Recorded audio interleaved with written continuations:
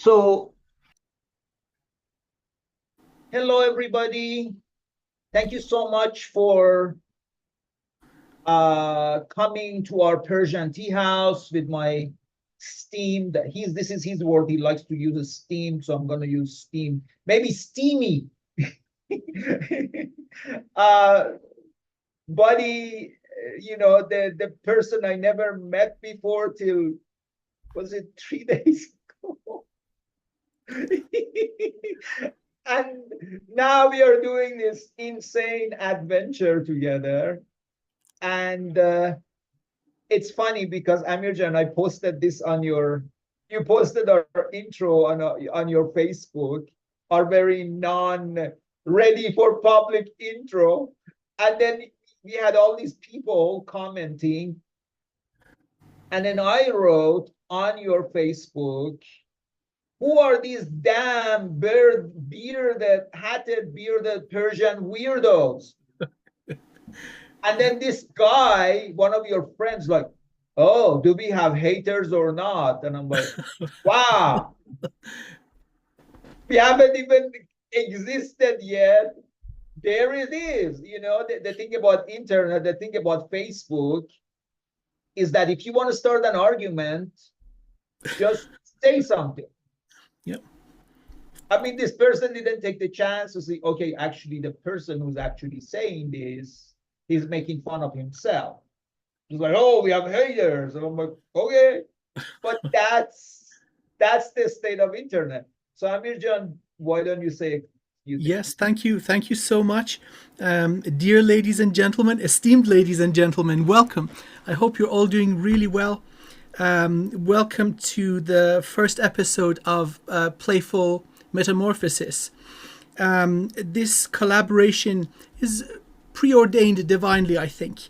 It hasn't been very long since I know my dear friend Hamid, but the level of resonance and agreement on many major spiritual and ethical, moral topics that we had a lengthy discussion on is very profound. So we thought together that we would join forces, begin this playful discussion with the target of addressing topics in a non-formal, playful, enjoyable way, and hopefully we'll be able to pique your interest and get you to come visit our little Persian tea house on a weekly basis. Shown as, with the Persian carpet shown beautifully behind there. And so the thing is that, Amir John, one of the things that I want our audience to know is that we are very much proud of our Persian heritage. And again, you have this beautiful carpet, and we have the beautiful Persian music in our intro that people heard. So one of the things that is going to be part of the DNA of our show is going to be, we will have Persian poetry interspersed in our words, and we would say it in Farsi, and then we would translate it. I want to start with this thing that my sister told me from Master Hafiz, and it actually would be a kind of a center point of what we are doing here. And he says, عاقلان نقطه پرگار وجودند ولی عشق داند که در آن دایره سرگردانند. Do you want to translate that? Yes, so the learned, the wise, are the central or focal point of the circle, let's say the circle of existence. But the truth is that love tells us that we're all circling aimlessly within this circle of existence. And so love is primary. Let me translate that in my way. So the intellectuals know, the intellectuals or the learned are the center point of the compass of the universe, but love knows that they are lost in that circle. So the idea is that or, I think it's Master Rumi said, پای استدلالیون چوبین بود پای چوبین سخت بی تمکین بود. The idea is that you are a learned, you are an intellectual, you are a scholar. If I wanted to look at the word scholar, it would be your picture there, right? But if I didn't believe in your beautiful heart, then none of this would be, even make sense. I have a dear friend, physicist Nassim Haramein, who's an amazing guy, and nothing about Nassim looks like a physicist. he doesn't act or talk or dress like a physicist. And somebody told him that, Nassim, if you want to be actually respected by the physicists, you need to. Did I lose you? Oh, no, sorry. I'm with you. You need to act. You need to act like a physicist. Wear gray clothes, don't have a lot of excitement, speak monotonously.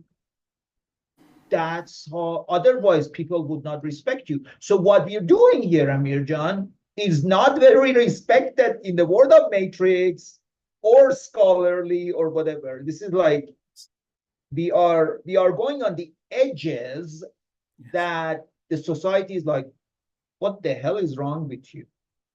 Yes, that is so true.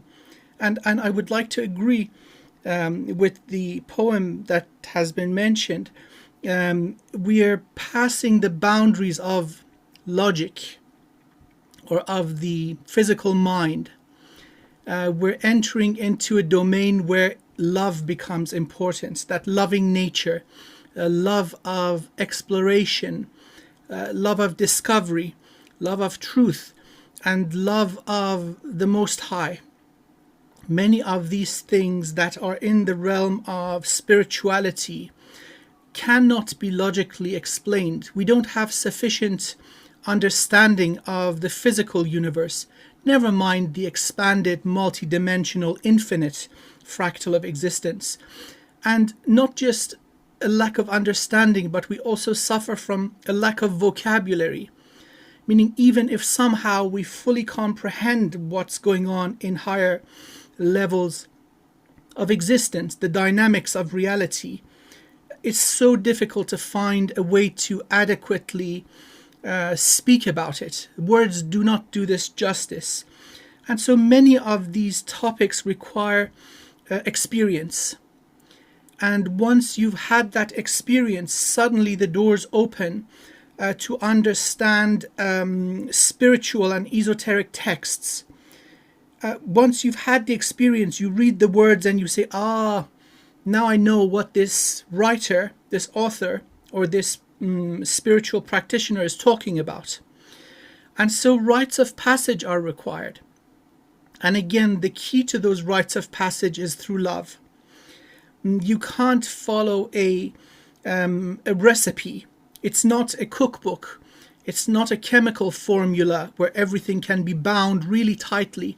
Usually these experiences manifest in unique ways, and there are only major points of commonality that they have. So at the very first thing, I love this, that we're starting with the topic of love. Because in order to grow and ascend and learn and become one with the beloved source of all things, the heart must be healthy. And so if you have trauma and pain and sadness in your heart, everything is going to be distorted because of that. So at the very first step of the journey, the heart must be washed, purifying your heart with forgiveness for yourself and everyone and everything, to get rid of that distortion, that blackness that really isn't from the nature of love. And once you have that, everything is there. You see, we don't need to learn anything. We don't need to find anything. We don't need to gain anything. It's all here now. if you have the ability to peer into the 12th dimension or other domains of reality, that ability is here. The problem is something is preventing you from recognizing it. So the very first step is purifying the heart. And many spiritual modalities focus on this, love, and especially in the Persian culture. And you know, I'm really delighted we have this opportunity to talk about the Persian culture a lot more. It goes way back. Many believe that it is the source of the wisdom in India and Tibet, giving rise to Buddhism. This is a very ancient civilization going back 10,000 years, pretty much after the last ice age. And so introducing this to my esteemed friends, our audience, and basically sharing what we understand, having grown up in that culture, because to be honest, it is sublimely beautiful. And there's such a great emphasis on love and becoming drunk on love, being lovelorn, far from the source and willing to go back home. What my dearly departed mom would say, Amir Jan, and that is the thing that I live every day by, is تا توانی دلی به دست آور، دل شکستن هنر نمی باشد.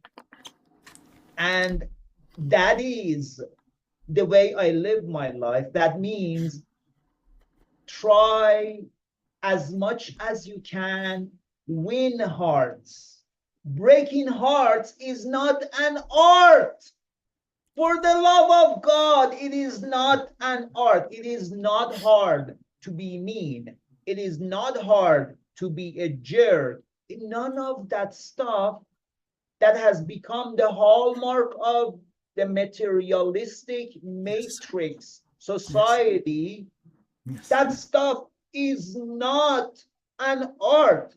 Oh, you are a jerk. Woohoo! Good for you. Like, what? Why would you want to be known as a jerk, or as whatever word, colorful word you want to use for that, whatever profane word? It's like, it's not about that. And the thing is that again, we're gonna talk a lot about opposites, yin and yang, right? And the thing is that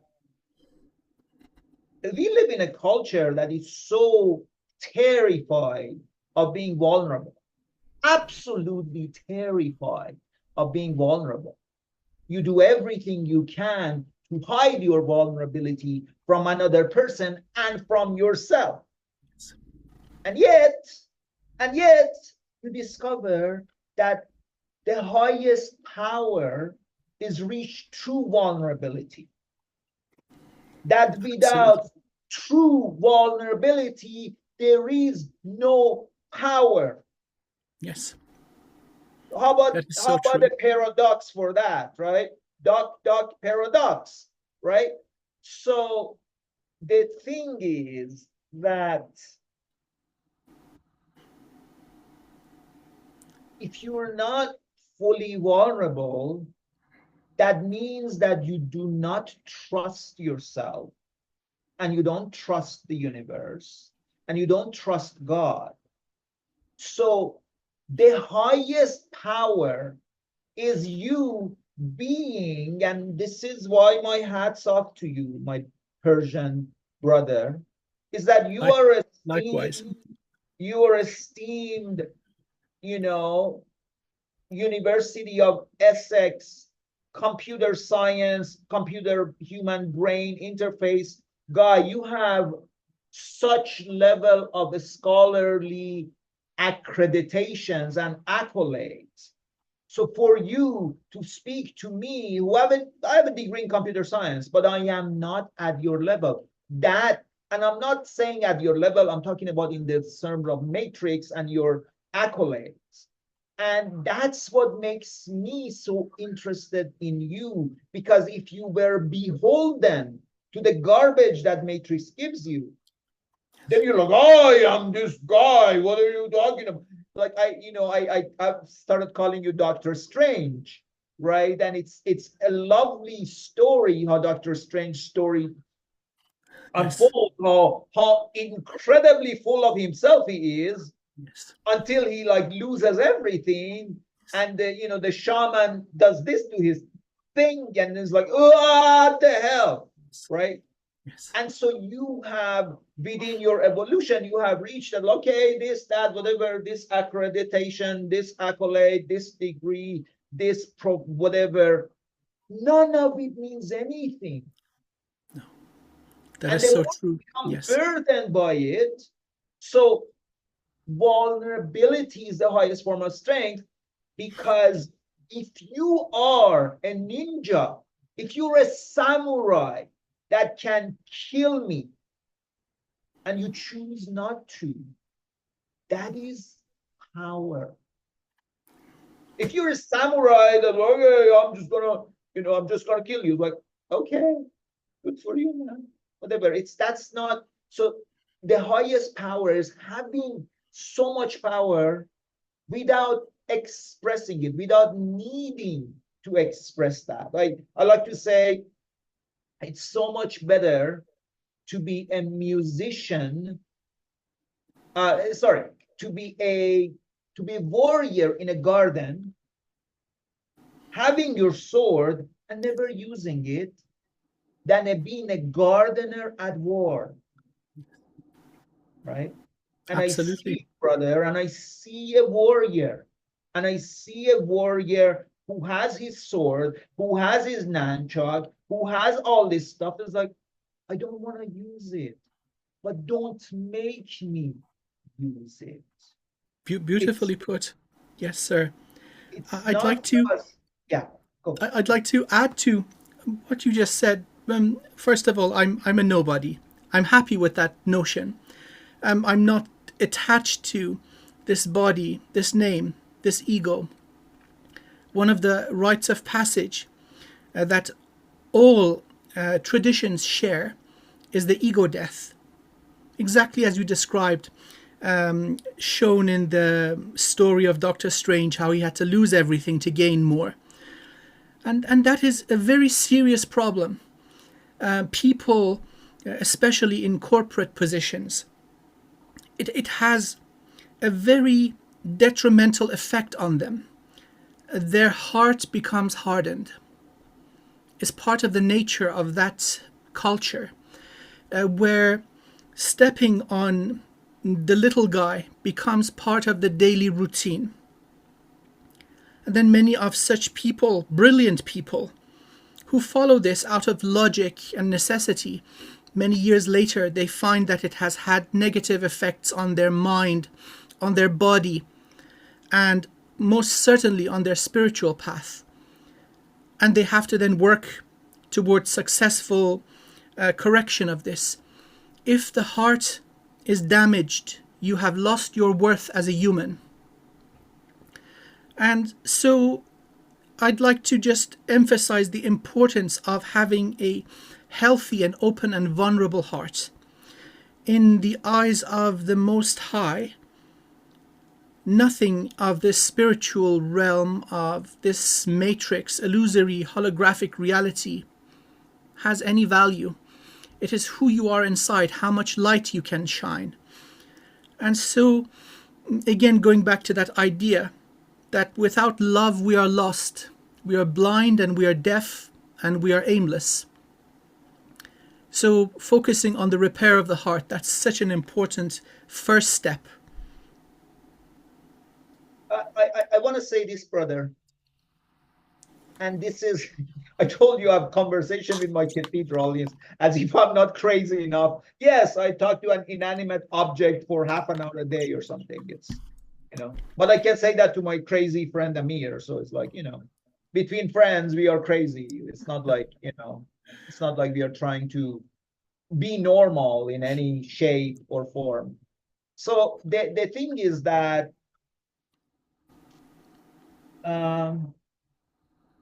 you just said this thing so beautifully about the corporate America. our corporate world. It's not corporate America. Corporate America got exported everywhere, including Essex and including, Yes. Paris. And so why is that? There is a reason for that. See, the problem people don't understand that everything that happens in the matrix, and this is a really important point, everything that happens in the matrix, well, it did actually, maybe not the last 5 years, like last 5 years is a different story. Post, you know what I'm talking about, and post 2017 or 19, things are different. But before that, everything that happens in the matrix is not a bug, it's a feature. As a computer scientist, you know what I'm talking about. This is not a bug. This is a feature of the system. It's a very important feature. So why is that we have this corporate culture that does this to people? Because guess what? Your essence, your God essence, is an antithesis to the matrix. I mean, you are incredibly valuable and they keep you around. But if you weren't so valuable, they would get rid of you. Yes.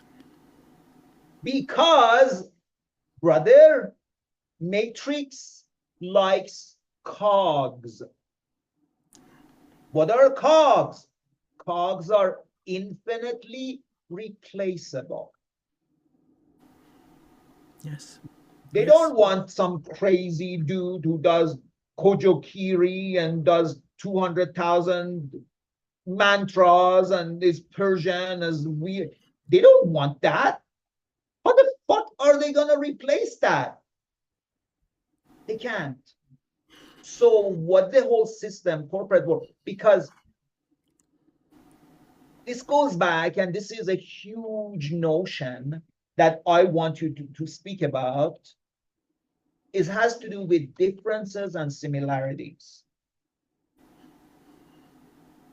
So I wrote about this.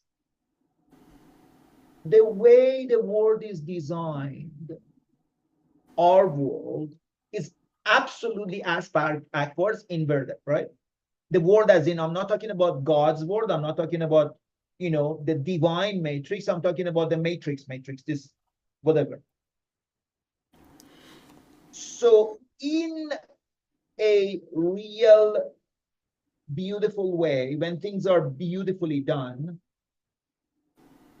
everything is done so that we can achieve holarchy. So one of the things that actually, okay, I'm going to interrupt myself and say this about our channel. That our channel is an emergent quality based on emergence of two very strange bearded hatted Persians who are very strange, and they are strange enough that they create this emergent quality of playful metamorphosis. Playful metamorphosis is an emergent quality born out of Amir and Hamid. And playful metamorphosis is not Hamid and is not Amir. The same way water is not oxygen and hydrogen. Water is an emergent quality.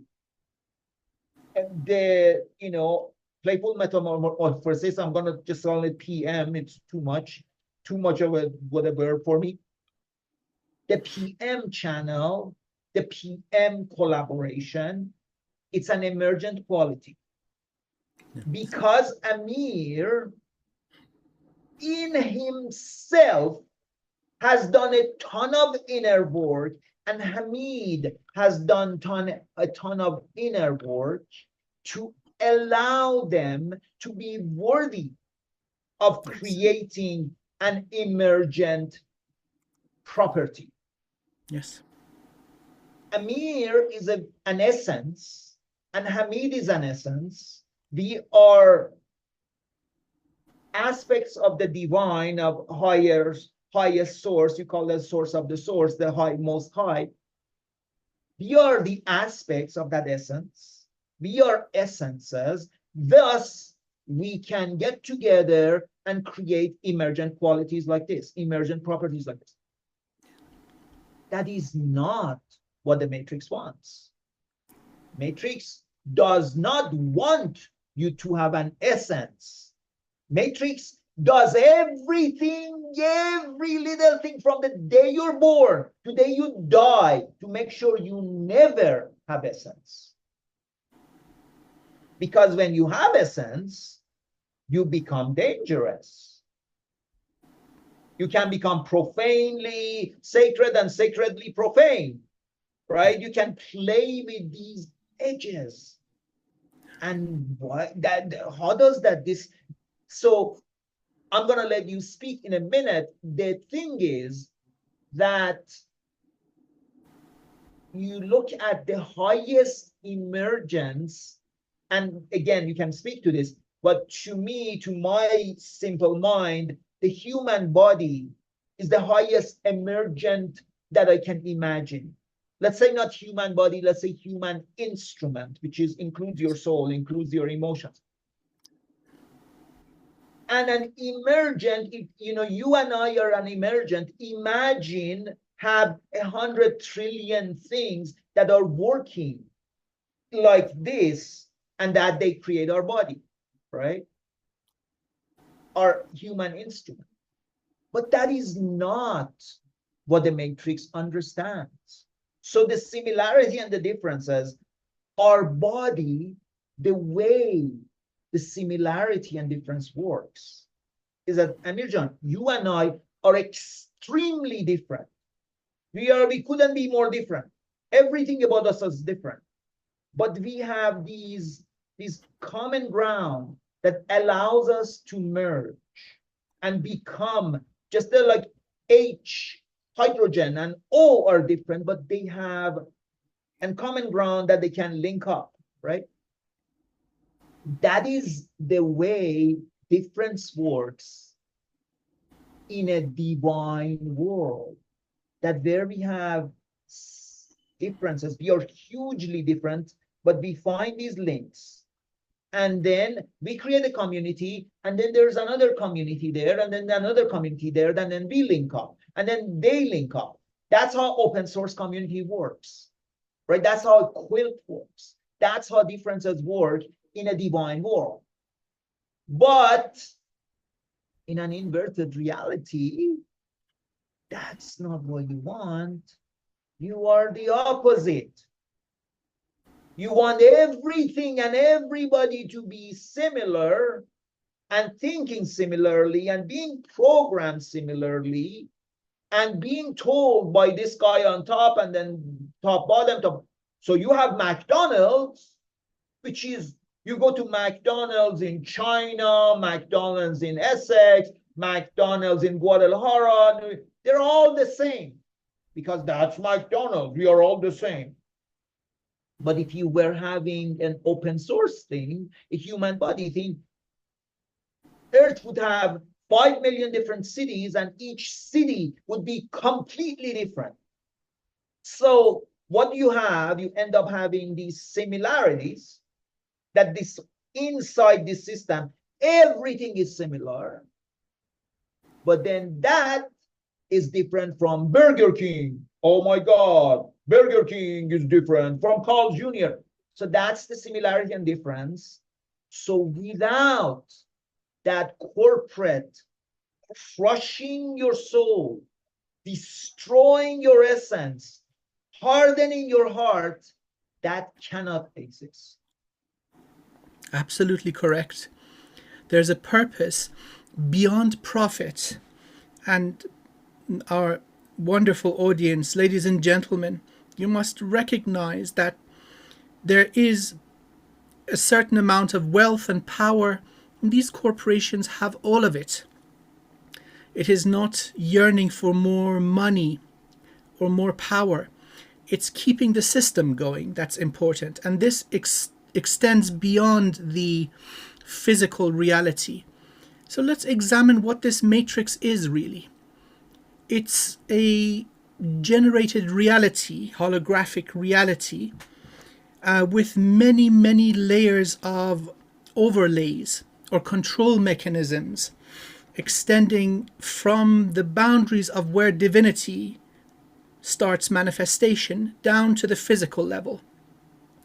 The overlays include control over the air, water, food, temperature, social and educational environment, nationality, nationalism, politics, finance, commerce between nations. These are all part of the mechanism of control. Religion, brother. Of course, yes, we missed a biggie. Yes, religion. All these ideologies that convert the programming of the mind so you follow blindly. And that is exactly the objective, that you follow blindly, that you are programmed, and like a good little automaton, you follow the programming. And so this will make you predictable, and therefore this will make you controllable.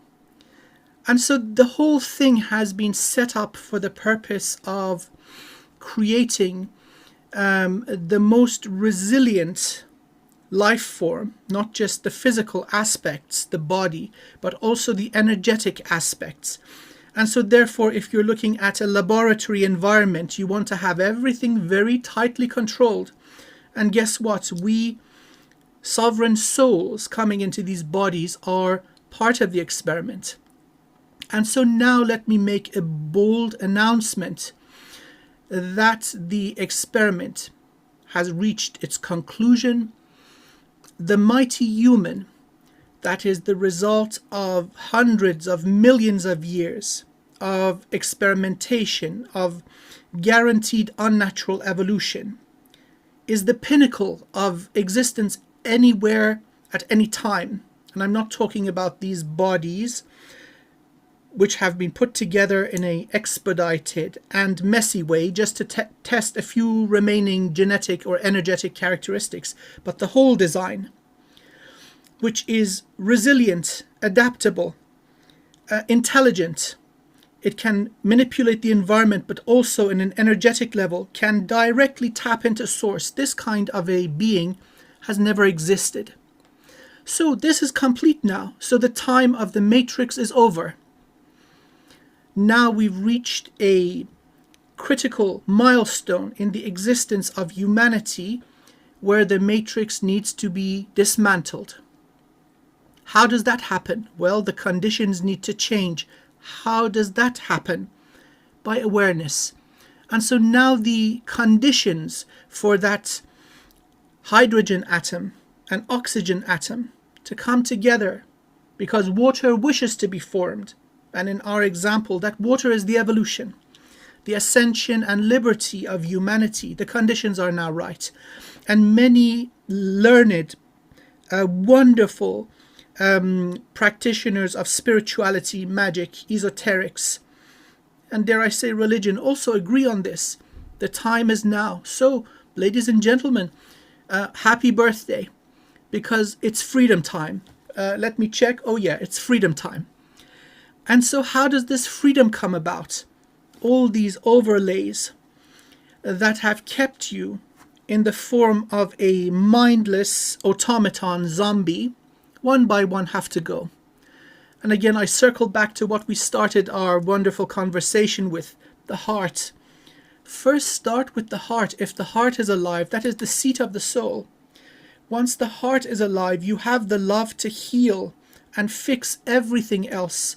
Higher centers in the body, from the heart above to the divine, and lower parts going down into lower energy centers and the core of the earth and denser realities. These can be mended.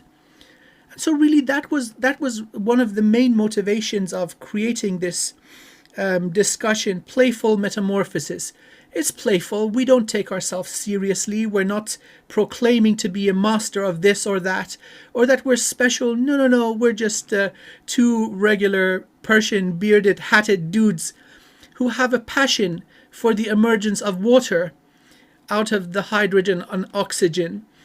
Or to put it more accurately, we have a passion in the liberation of humanity, you wonderful people, and to share what has worked for us on our journey, such as the first step being the death of ego. You see, we have become egotistical to a point of sickness. And so it's funny because, sorry, but I have to say, I had never heard this before. I mean, I'd never thought this before. When you're egotistical, you become an ego-testicle. I just heard it. Honestly, I had no idea where it came from. But yes, yes. Ego-testicle. So being an egotistical is not a good thing to be. And you know, also many people seek spirituality and esoteric wisdom as a means to an end. How can I use or abuse the laws of the universe again for that? I have meditated more, so I am more spiritual than you. Now shut up. Yeah, that's it. And that becomes then spiritual narcissism, which is a spiritually transmitted disease, an STD, an STD of a different kind. There you go. There we go. Yes. And it's a communicable disease, meaning if a teacher has that sickness, he's going to infect all his followers. We are here to heal your STDs, God damn it. Come and have our Persian tea. So look, I'm gonna interrupt you and interject and invite you to do this, okay? I am pretty colorful in the way I kind of speak about these things. And Amir told me about this. And he blew my mind, but then on the other hand, not really, because he kind of confirmed what I knew.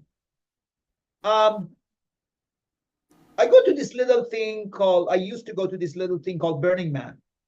I went 13 years. And one of the years I was there, if you go to Burning Man is absolutely, completely dead. It's supposed to be. There's nothing there. There's no insect there. There was this guy who told me, he was in my camp. He said he saw a praying mantis several times. I'm like, what the hell? Why would you, like, there is no insects. And then I looked at the guy energetically, and he was kind of lanky and tall. And I said, you are from the praying mantis yourself.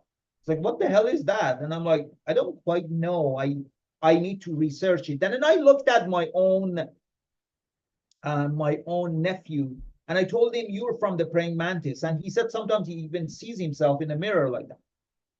And then I went, and it was maybe 8 years ago, 10 years ago, and I went and researched praying mantis online. I couldn't find anything. I couldn't find anything. All I said was, the way I track these dudes, they're not negative, they're not positive, they're not like reptilians or whatever. It's not like that. They are the referees of this system, and they're here to observe. I had no idea until I heard Amir 3 days ago talking about this and say, I want you to, Amir Jan, to talk a little bit about, I want us to blow people's mind a little bit, because, well, that's fun to watch blown minds. It's, you know, it's kind of fun to watch all these blown minds in our little Persian tea house. But the thing is that people think, oh, government and whatever, or Illuminati, and they're like, no, there is a higher level to that. And then they're like, okay, the negative ETs, and then like, well, there's a higher level to that. And then they're like, okay, well, the Anunnaki, and like, you know, that's where usually it ends, the Anunnaki. And you speak, what do you think of Anunnaki happened to Anunnaki, right? Because that's an interesting thing to talk about Anunnaki and these reptilians and what this experiment, why you call this guaranteed unnatural experiment. And then I'm going to bring in my little thing there. Sure. Creation of life happens by prime creators of each local universe. And so these are just aspects or shards of the source of all sources, the same property in different locales. Existence is an infinite fractal. No matter at what scale you observe it, it all looks the same. So there's a spark, that intelligence, that divine spark that gives rise to different properties, speed of light, constant of gravitation, and so on, physical constants in that universe, how matter forms, and then further on down the line, the conditions where different celestial objects form, and then further down the line, planets that have a suitable environment for life to emerge, and then further down the line, more elemental forms of life, non-physical, then condensing down into physical reality, single cell, and so on. So this goes on until a perfected form emerges. Now, often what happens is these perfected, beautiful, pristine forms of life are very sensitive. So a slight change in temperature or radiation or invasion from outside their realm will result in their expedited extinction. And so in a different universe from this project was initiated, where a local prime creator created beautiful, sublime life forms who were not resilient. And this was a great tragedy. How can this be? So a call was sent out to other prime creators to come up with a solution. So a project was proposed, which I like to call guaranteed unnatural evolution. Like a special forces school, where the most unbelievable combination of tough and harsh environments would be put together, and these guys would be run through it over and over, and results of genetic mutations and energetic mutations would be recorded and incorporated into the next generation. And so they would be exposed to even tougher conditions, and then the next generation, in a closed environment, i.e. the Matrix. Now, the result of this type of experimentation was so incredibly successful that it never rolled out, it never ceased. And the guys who were responsible for this seemed to be the mantids, the praying mantis. In essence, they are scientists, geneticists, engineers, data mining, artificial intelligence, predictive modeling, and they've evolved up to the 12th dimension. Many of them reside in the 9th dimension, and so they are the creators of this universal matrix, and it is in fact by divine mandate that they are doing so. Their clients include prime creators of different universes, each coming with the life they've created, giving those samples and putting a number of their chosen souls into this mix. And so on Earth, this took a very long time. Each experiment batch seems to last about 10 or 12,000 years. Then the old batch is eradicated, some extinction event happens, and then the new form is planted with the upgrades, and then the conditions of the experiment, the levels of difficulty are ramped up. I'm going to interject Please, for please. a minute. So I told Amir, these guys, these mantis, they're basically universal drill sergeants. So that's Pretty one much. thing I said to him. And then the other thing is that Amir didn't mention it yet, is that the Anunnaki, the reptilians, all these dark things were invited. So it's kind of like so speak to that, please. Speak to that, Yes. that all this negativity that we experience, all these matrix owners and all that stuff, they have been invited to come to create this resilience. Absolutely so. So then in the latter stages, as the physiological components became mature, then other aspects of the being, which is humanity, which is a human, needed to be optimized. And so the level of difficulty needed to be ramped up.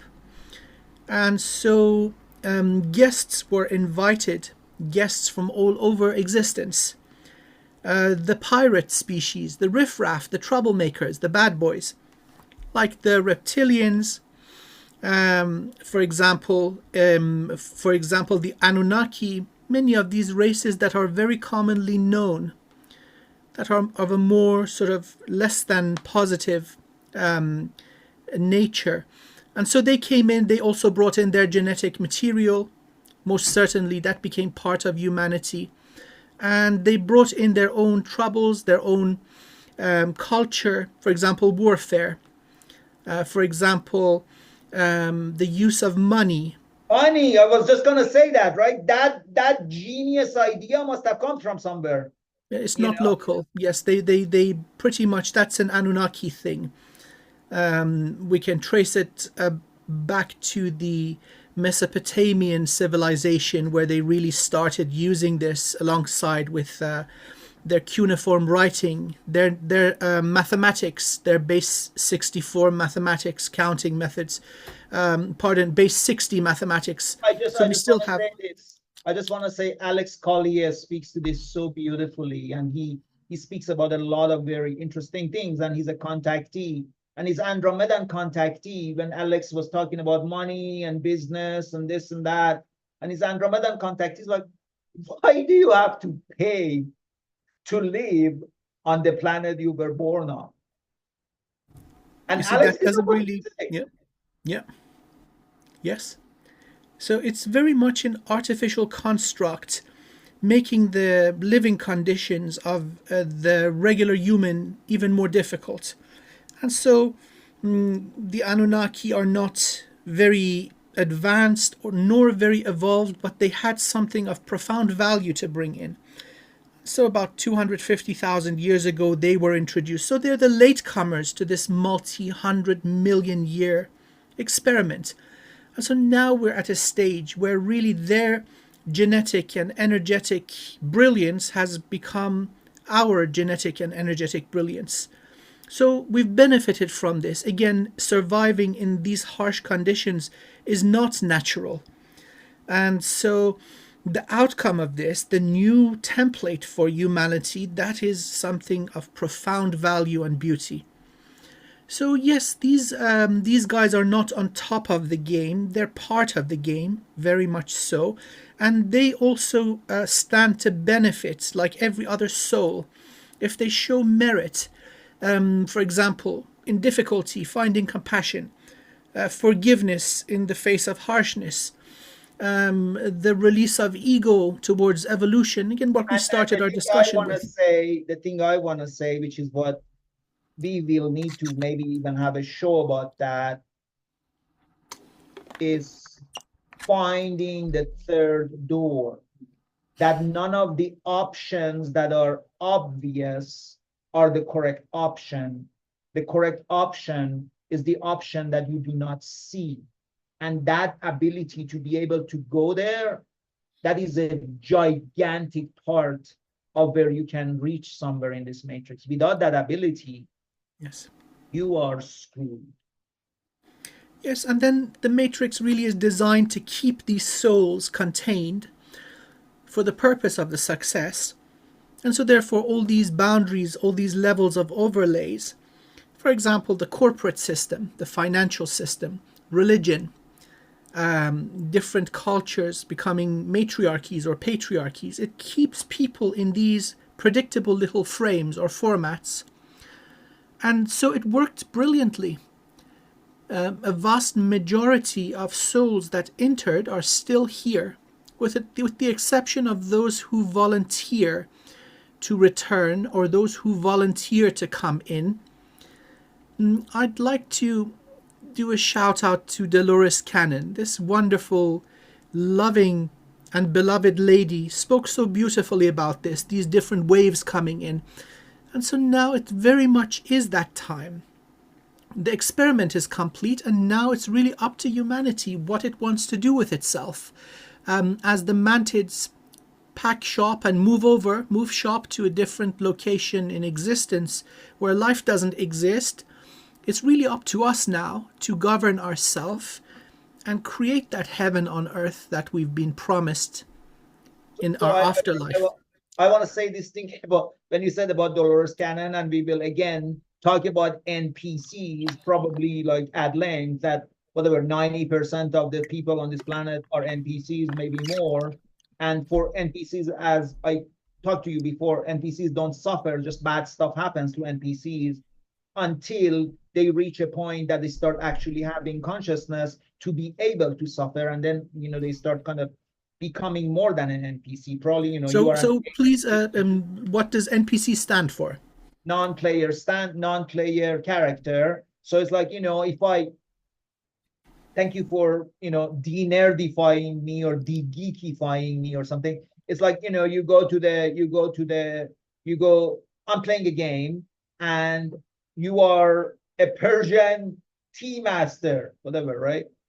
And then I'm like, what are your ideas about the nature of reality? And you're like, do you want sugar or milk? That's all you have. You got nothing else. That's your programming. You outside that programming, you have no idea what the hell I'm talking about, because that's not. And we talked about this, that that's what humanity has been programmed. And I told you to watch the series Westworld, because that's what they show, right? They show that humanity without the divine essence, you become just a bunch of programs that you run these. So I wanna Amir said something really beautiful and he laid it out. I'm gonna just simplify it in my simple way. And he actually gave me this idea. So these mantis, the praying mantis, they came and they kind of created this nice cheesecake for Amir, tiramisu for me. We have different pastry, but I like cheesecake, and I think he likes tiramisu too. So they are they're making wonderful Persian pastry, which we both love, So they're making this amazing thing, and it's delicious, and they are so proud of themselves. Oh, look, prime creators, come and look. What an amazing thing. It's not good enough. Yeah. One of them says it's not good enough. Touching his beard and, whatever, the mantid beard. This is not good enough. We need more. Yeah. Okay, you raise the fire a little bit more. I don't know, 5% more. But sir, I'm telling you to raise it.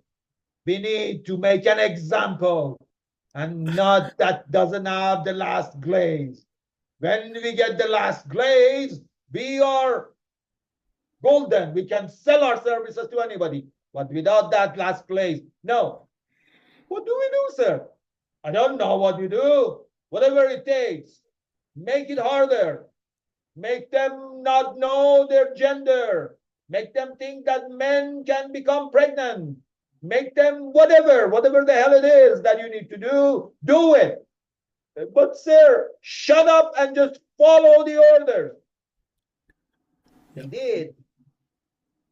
And the mantis, in their level of 12th dimensional wisdom, did fuck up. As in, this beautiful kitchen that they had, it was so great, smelling like flowers, everything in its container.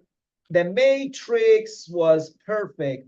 Thus, a connection between a crazy with another crazy like this would never be allowed, because our water would dampen their little cake there. We can't have that. No. Stay, that guy stays away. Lifetimes, planets, whatever. Sir, we have a problem. What is the problem? The kitchen is on fire. What? What do you mean? The guaranteed or natural evolution is not guaranteed anymore. What do you mean it's not guaranteed? It's supposed to be. It's like, it's our terms. Guaranteed, natural evolution. But you know, the last 5%, when we turn up the heat, it's kind of, everything has gone to hell. What are you talking about? Look at the kitchen, sir. My God, everything is burning down. Oh my God, I don't know. I'm not 12th dimension, but I don't know what the hell to do. Okay.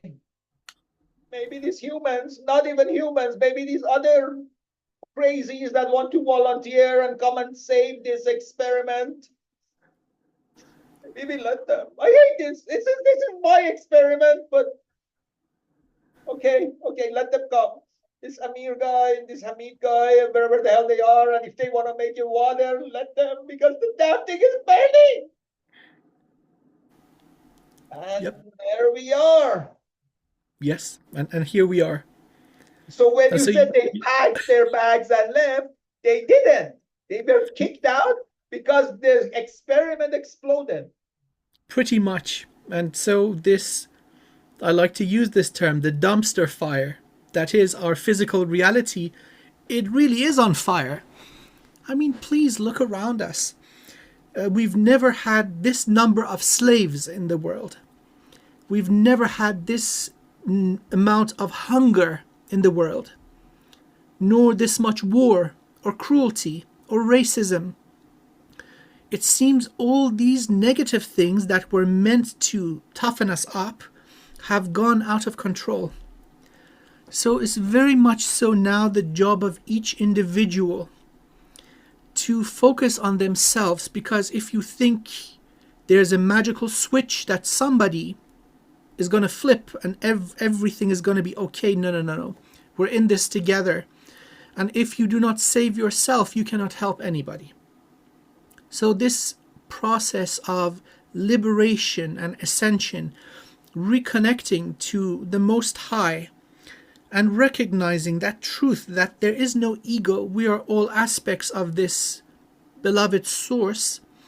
Once that is achieved, then you can remind others of this, shedding that distorted, unhealthy, toxic ego, all those programs, all those overlays that have resulted in these conditions. Now this is what we are saying, it's time for this to go. So it's pretty much a grassroots movement, a slow process that is mighty. That once you become part of this, you become the generator of this awakening and liberation. But there's a condition: you must be liberated and awakened yourself. Otherwise, you're one of the other inmates in the jail just talking smack. Without any effect, you're still in the same cage with everybody else. Liberate yourself. Oh, I'm gonna throw this at you because I want us to talk about this, because this thing I told you, my future self told me this. The more you play in your darkness, the more you starve your shadow. I want us to talk about this because none of this, the most brilliant work that the Matrix, the Mantis, the Anunnaki, whatever did, is covering something with light when in the bottom it's absolute garbage. It's like everything in this reality, and right now we are.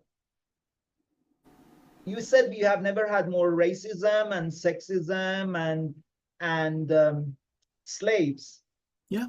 The reason that's happening is because it has a very nice floral front, right? George Carlin, who is brilliant,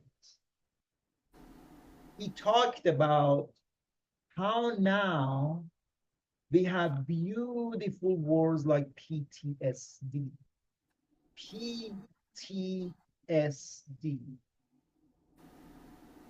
60 years ago, we used the word called shell-shocked. you hear that word, or you hear a word like our master Ferdowsi says, Qutch, it gives you the energy of something that moves you. Yes, potk Right? is sledgehammer. So the word Right. potk, it has that Qutch, energy. Yes. Qutch. This is Boom. Yeah.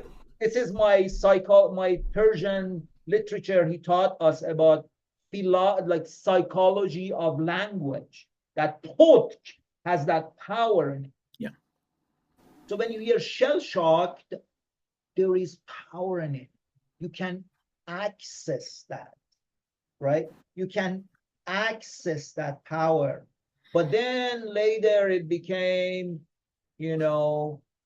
what is it? Shell shock became post-traumatic disorder, right? PTSD, post-traumatic syndrome. That I don't remember exactly what that stands for. But we don't even do that anymore. We just use little acronyms like PTSD, shell shock to PTSD. Even when we use the word trafficking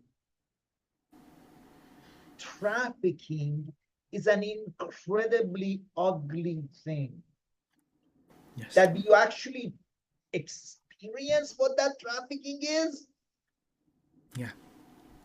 You want to do something about it, right? But trafficking, Absolutely. it's just like this little thing, this Highway. concept, Yeah. this concept, which is kind of, I'm talking about traffic. I'm talking about, trafficking people. Yes. Yes. So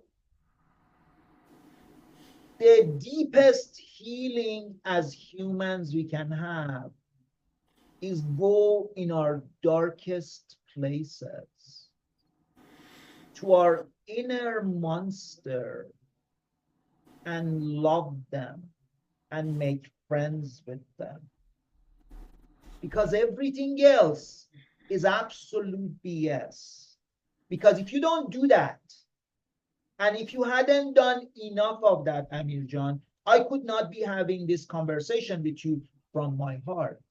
Because whatever I did, you would not be able to hear what I'm saying.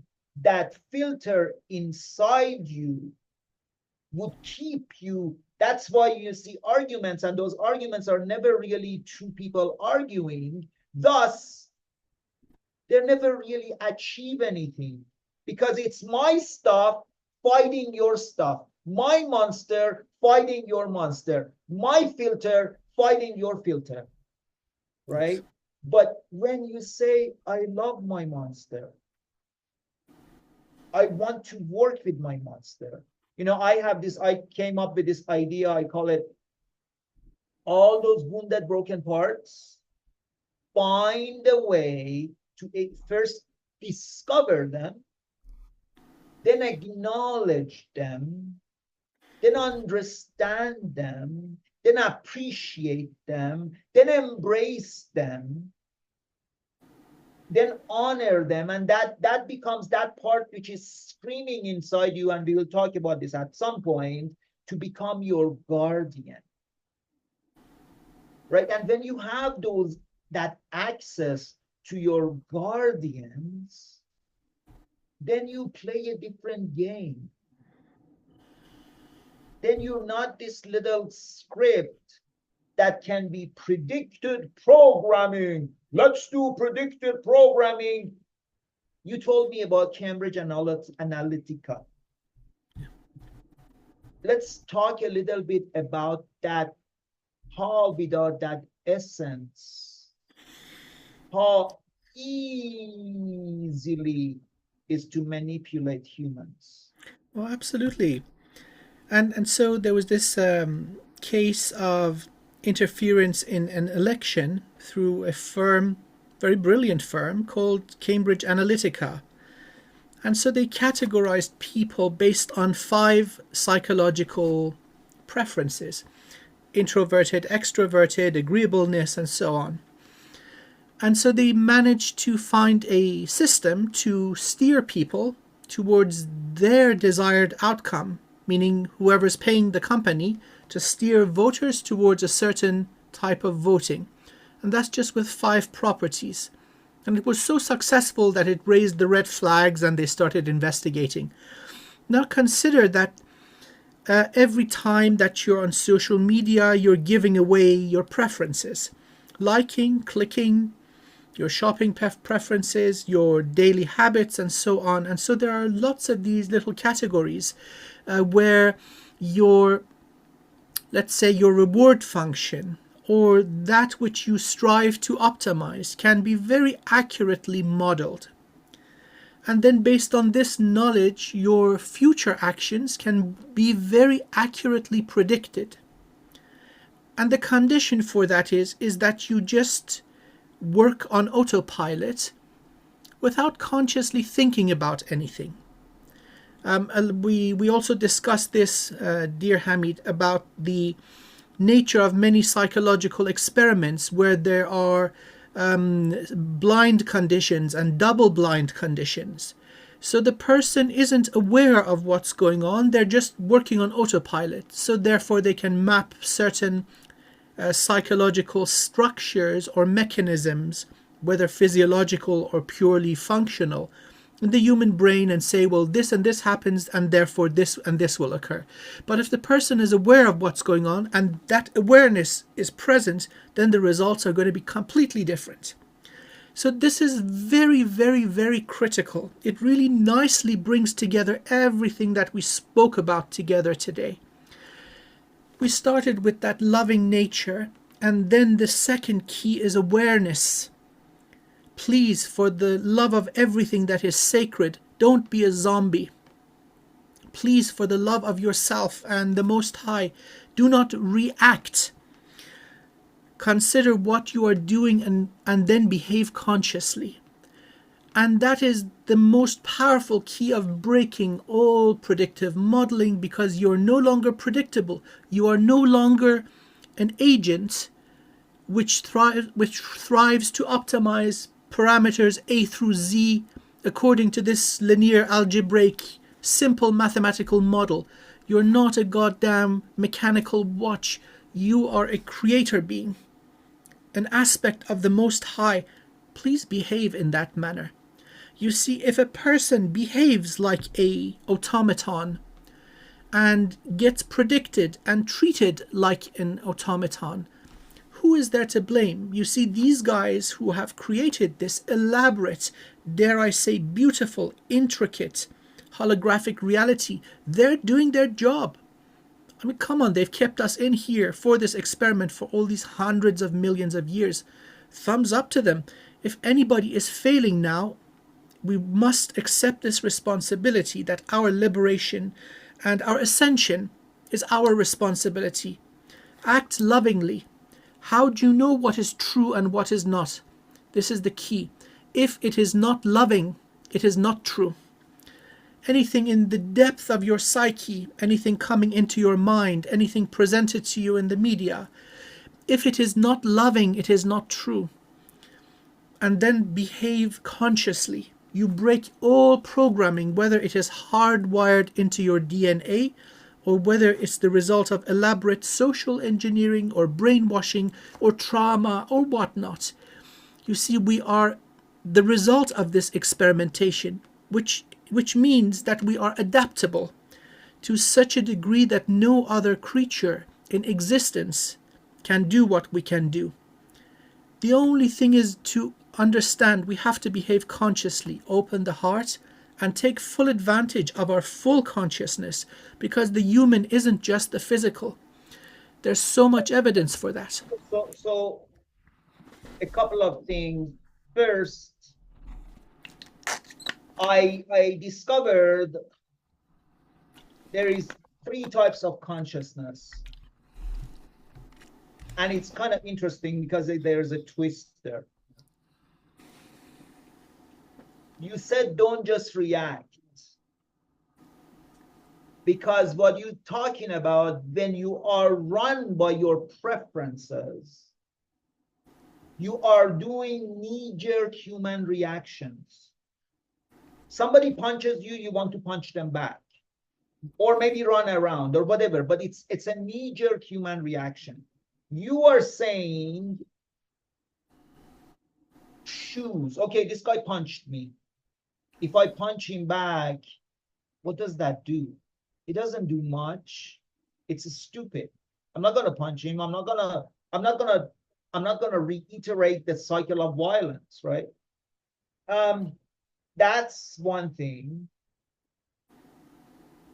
But then, so there's knee-jerk consciousness, then there is the consciousness, but then there is the super consciousness of God, which is when you watch a violinist do an hour of violin and you are like, your mouth is open and you're like, how did you do that? And they're like, I don't know. I didn't even do it. It was God, right? Because you know, from a point of view, you're a computer scientist, you know that our consciousness throughput, our whatever, our conscious is like 2000 bits per second or something. It's really, really low. But if you are doing a masterpiece at that level, it's not you using, okay, so our consciousness is like 2000 bits and your subconscious is like 1,000,000 bits per second. That's why, like, you know, if I show you a piece of paper with the word sex, you might not, you just see that because you read the whole thing. That's your subconscious. And when you are in your superconscious, you access all of that. You're doing at 1,000,000 bits per second. Now, here's the twist that I wanted to give you. Amir Jan, when a child is not manipulated, his knee-jerk reaction is love. Yes. They Yes, did absolutely. experiments. Like a 5-year-old is crying, and the other 5-year-old, or like he hits him, and it's like, why did, like, it's not this thing. So the knee-jerk reaction, it became programmed to be this way. But our knee-jerk reaction that God designed in us was love. And then one other thing I wanted to say, and we spoke about this at length, is that the matrix wants you to become incredibly proud of your preferences. The more preferences you have, the better. I want my coffee, which is macchiato, something latte, macchiato, demasiado. What, I don't even know. I have no idea, because I want my iPhone 14 to have a whatever silver thing, and like preferences. We are slammed with preferences everywhere we go, and more preferences and more. And the richer you are, the more preferences you can have, right? The more abundance you have, the more preferences you can have. And when you look at it and to access the core, you see the more preferences you have, the more personality you have. And the more personality you have, the more you're leaving your essence. And the more you're leaving your essence, the less choice you have. Because let's face it, if Amir was defined by his preferences and didn't make this choice, this channel would not happen. Choice is doing something incredibly crazy. And as I talk to you about this, and again, we will talk about matrix and we'll talk about this in our future things, but the idea of choice is absolutely useless without knowing what your choices are, without awareing, and I must add, without taking responsibility for your choices. Because yes, as one of the spiritual guys said, heaven and hell are right here. Heaven, hell is where we take responsibility for nothing and we take everything personal. Heaven is where we take responsibility for everything and we take nothing personally. And so to just make a choice, even if you're aware of it, without knowing fully and fully being behind and taking responsibility for that choice is useless. Because if you do that, you're not really, which brings us back to what is strength. How can you have the strength to make that choice and stand behind it? Yeah, I think strength is a very personal thing. You see, dominating and bullying someone outside of yourself, that is not strength. The most terrifying and tremendous battles are fought within. You beautifully talked about shadow work and those internal monsters that we fear and avoid, and in fact facing them and embracing them and understanding them and ultimately integrating them. That is the initial part of the journey towards true enlightenment. Now that is valor. That is something that requires strength. So I agree with you completely, wholeheartedly on that definition. There is no strength exerted outwardly. It is strength of character, your morality, how powerfully you stick with those notions of right and wrong knowingly. Are you willing to sacrifice a temporary or instant gratification for the long run and the highest good of yourself and other people? See, that requires immense strength. With the idea of these preferences creating more of a personality, it does align really nicely with another master that I follow with great enjoyment, Sadhguru. You've probably heard of him, brilliant Indian teacher. So he presents this idea from the Indian culture, from the yogi or yogic culture, that the consciousness has 4 pillars. First one is identity, then memory, then the physiological part of it, and then that infinite super genius. And then all 3 later properties are a slave to your identity. Now, these preferences and societal acquired norms and habits, these are making you smaller. So you're born, you're male or female, that divides you in half as humanity. Then you're given a nationality, it further divides you into a smaller group.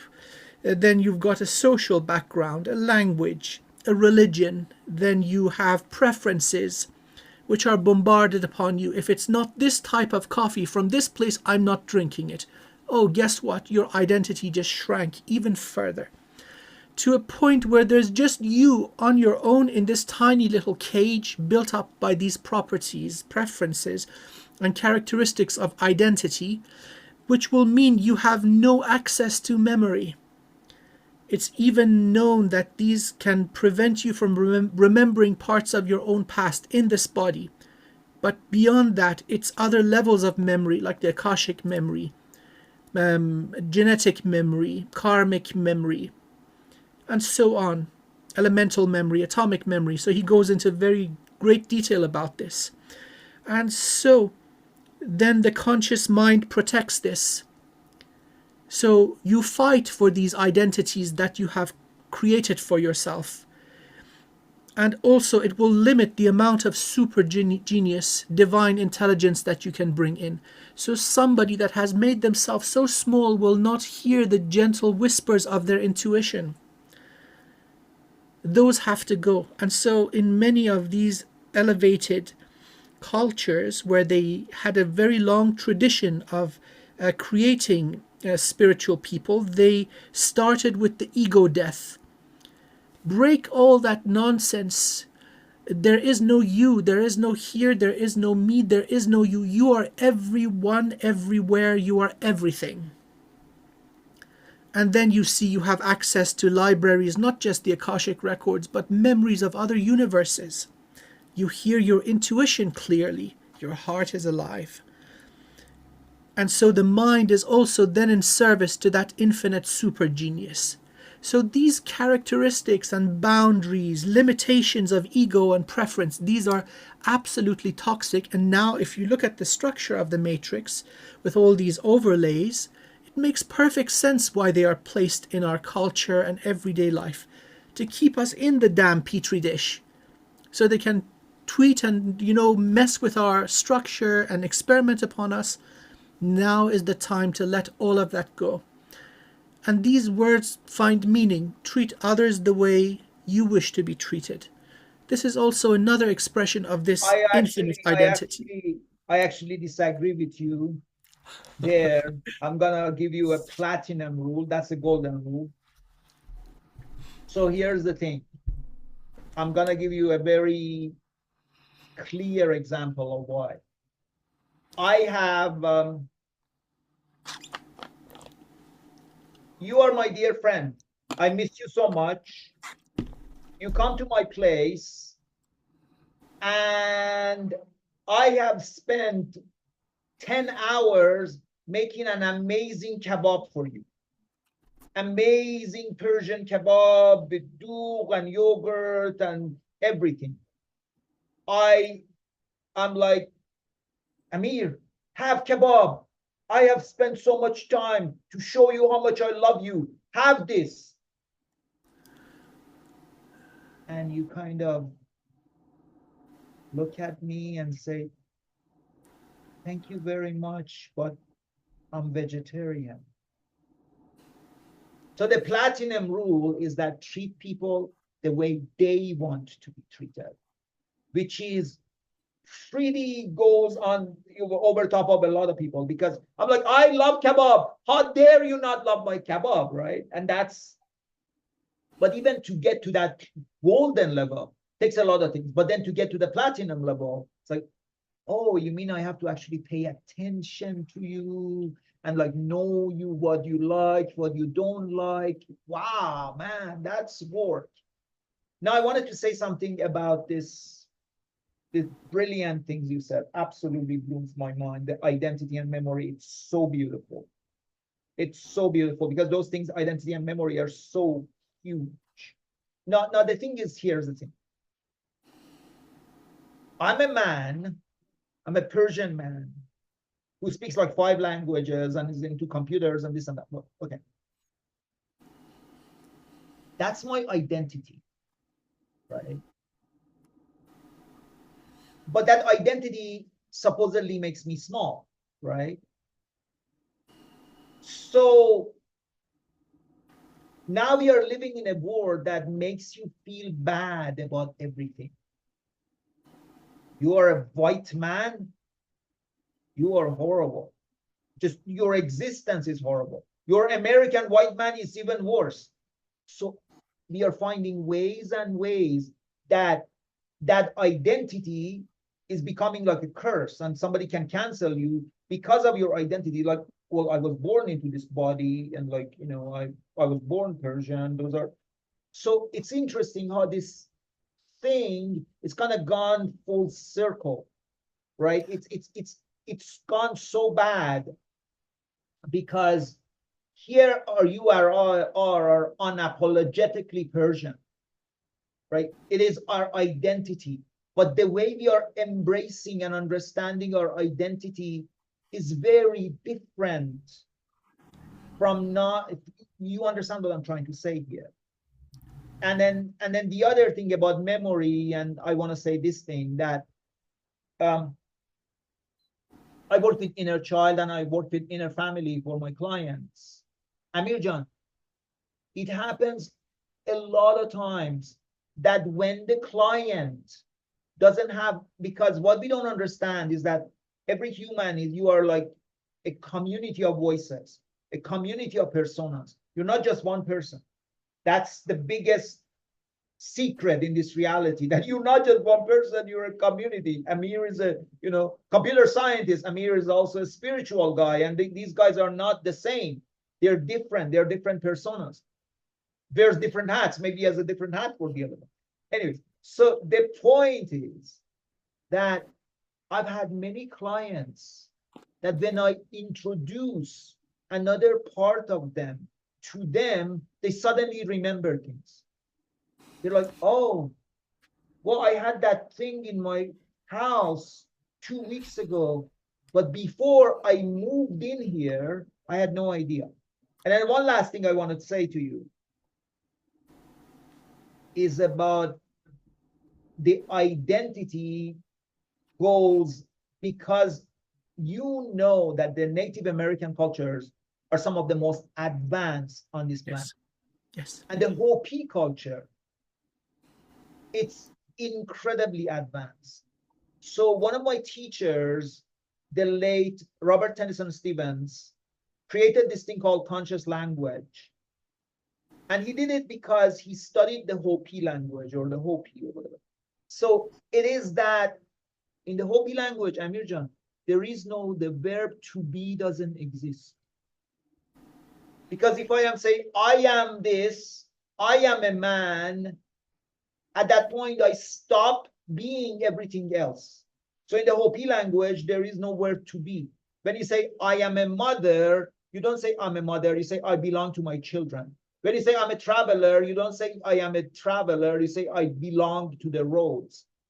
So these things, this identity, and yet, because we are playing with these all these paradoxes, right? Yes. And yet, you know, I am is the most powerful thing you could say,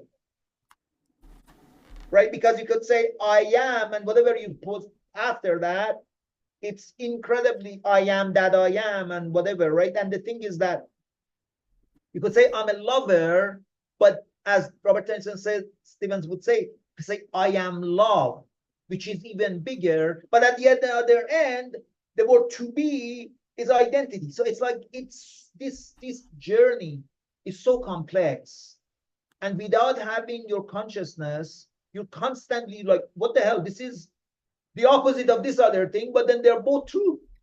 Right. That is beautifully put. And from my humble experience, the most profound spiritual revelations occur in a state when you can successfully let all of that stuff go. It doesn't matter to you in those instances if you are male or female, if you are young or old, if you are this or none of that really matters. So at least we should reach that stage where momentarily or for a short period of time we can live free of it. And that is where the light and love and grace of the divine has no resistance. It pours into you. So let's accept that certain resistances, certain properties, they're important for conducting our life. We're not going to throw all of it away. But again, let's agree with each other on the correct use of each thing in its own correct environment. There is a benefit to spiritual evolution. It gives you health and well-being. It gives you certainty. It washes away trauma and fear. You find answers to the great deep questions that physicality cannot answer. So at least for the moments when you are meditating, add this recipe to the mix, that I am nothing, I am everyone, everything. So my personal words are, there is no me, there is only the beloved, beloved. And that seems to very, very quickly put me in that right state of consciousness for the rest to flow in. And it's worked brilliantly. But then in the daily life, of course, I'm a son, I'm a brother, I'm a teacher, I'm a citizen, I'm a taxpayer, I'm a this and that. You see what I mean? So, but none of those define me when I'm seeking the Most High. So I think there's this is very practical, very logical and measured and beautiful. To each thing there is its own season. Let's know what the purpose of each of them are and not be slaves to them. People who do not have the ability to switch that off will find tremendous difficulty in spiritual progress.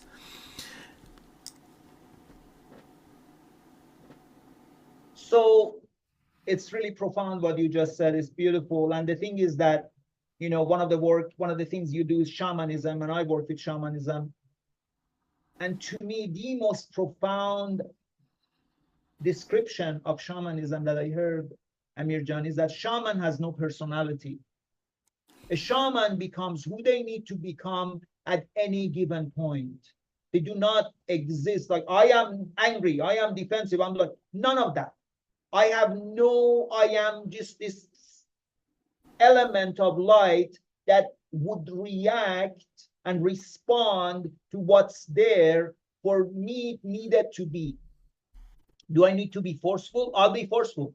Do I need to go in my state of defensiveness? I go there. Do I need to be playful? I go there. So it's like that is really profound. Now, on the other end is the idea of roles. We play roles, but we play roles. You play being a son. You play being a brother, and this playing roles becomes huge because that's one of the biggest thing that Matrix has on you. I am gonna retire tomorrow. Oh, good for you. What do you mean? What do I do with myself? I am just like I work, and without work, who am I? Or my wife left me. I'm just a father or a husband. Who am I? I don't.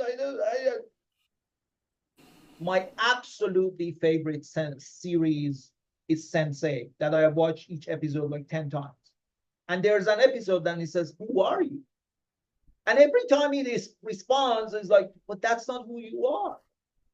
Because who you are is that light that cannot be described, that cannot be identified, that has no identity, right? But the paradox is that you need to be able to, Amir, you're my brother. No, I am just light. Amir, you need to wash dishes. No, I am a spiritual being who doesn't wash dishes. Amir, you need to find a girlfriend. No, I am in love with the divine. Hamid, you need to make money. No, like, and you see that that's happening right now, right? Like you have so many of these new age people, like, oh, right, why did you, do this thing to this person? Well, I was, you have broken a lot of relationships. You did this thing to this girl. That wasn't me, and they needed that spiritual evolution. I helped them. I'm very triggered right now at what you're saying. You can't speak to me like that. No, shut up, shut up. I am offended, so you need to shut up because I can't. No, you can't. The way you have the beard and that red thing, it bothers me, right? Like it's crazy. Like all these, and then not only are we in this sort of a role thing, and then we are right now living in this crazy reality that I identify as a chicken. What do you mean? You have to treat me as a chicken. If you don't treat me as a chicken, you're speciesing me, right? I have the right to identify as a tea kettle. You have to. It's insane. Like it's like we are at the level of the identity that it's not even identity anymore. I identify with being a carpet. You need to walk on me. Like, what? Like that's, but I am completely okay with you to consider yourself to be, an enlightened master of belly button burping in China. That's fine. You can have all these amazing qualities in your head, but don't expect me to know that and to treat you as such, because that's where we are right now, right? I am a master of yogic breathing, and that means that I would yawn every 5 minutes. I was like, don't expect me to accept that. Yes. Yes, then there's, how much of this do we take in, or how much of it do we reject? This is, the greatest example that I can think of is the life of the Buddha, the story of the Buddha, where he really did try both extremes. Going into isolation and really starving his body to the point of near death, and then discovering, no, this doesn't seem to be right. There's an importance to the body. And then again going to the other extreme, being so lavish and overfeeding and overindulging the body, seeing, well, okay, this doesn't seem too happy either. Coming to that comfortable in between, moderation. So I suppose with these situations, there needs to be a certain level of forgiveness or acceptance of these limitations that people impose on themselves. There's nothing that a loving and respectful nature cannot solve.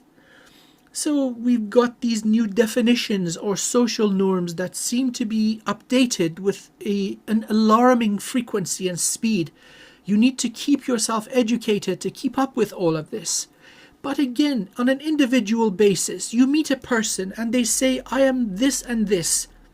And then if your approach is respectful to them, hey buddy, I really don't know. I'm not trying to insult you or be silly or be smart or whatever. Please tell me what you mean.